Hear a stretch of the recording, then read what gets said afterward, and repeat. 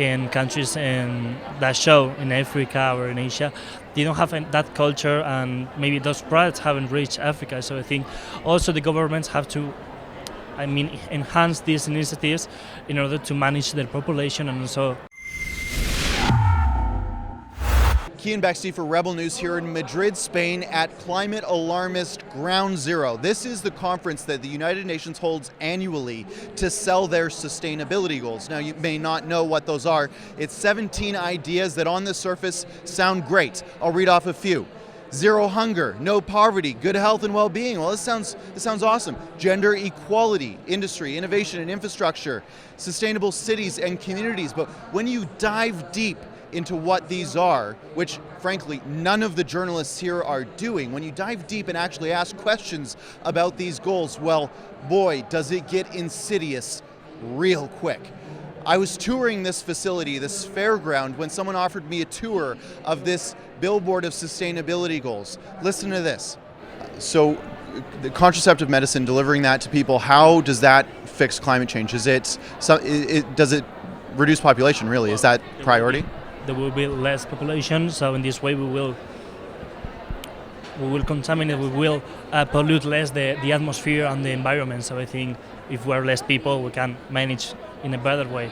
Is it important to target where the contraceptives go? Like, are there target areas? Yeah, I think those in developing countries really need rather than developed countries, because here in Spain, for example, anyone or mostly everyone can access to contraceptives. But I think, for example, in countries that show in Africa or in Asia, they don't have that culture, and maybe those products haven't reached Africa. So I think also the governments have to, enhance these initiatives in order to manage their population and also.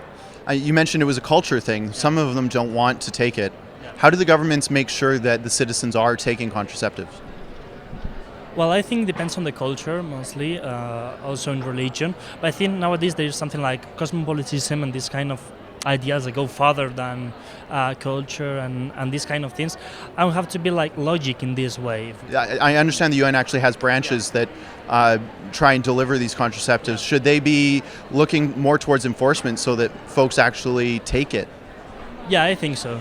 I think the UN has to, not only the UN, but also the regional organizations, such as the United Nations, and also the government, have to provide this kind of contraceptive. I mean, if we should just focus on one area, I would focus on those developing countries, because I think they don't have that culture. Yeah, it's like a measure of not having that culture, like integrated or assimilated, and on the other hand, the fact of not having those products, or maybe the cost is quite elevated because of the poverty in those areas. So most of the countries have signed this kind of sustainable development goals, and I think it's not a task only for governments, but also for private organizations such as the companies or the enterprises.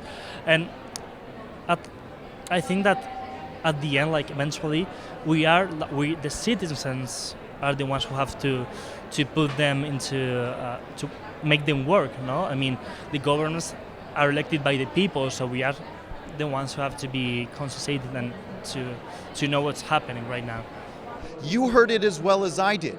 What this individual who works for the United Nations said was that some folks shouldn't be having babies. Well, if you're in Africa, if you're in Asia, you shouldn't be having kids. And in fact, the United Nations should be enforcing contraceptives on you. Like I said, insidious real quick. None of the journalists here are interested in asking questions about this. They say, this is about climate change, this is about reducing CO2, it's great. Everyone should listen to what the United Nations is selling. And the United Nations is selling a big deck here along with climate change. It's not just global warming, it's intersectional feminism, it's enforced contraceptives on undeveloped countries, on unsuspecting women. This is the insidious underbelly of the United Nations. All you have to do is ask some questions.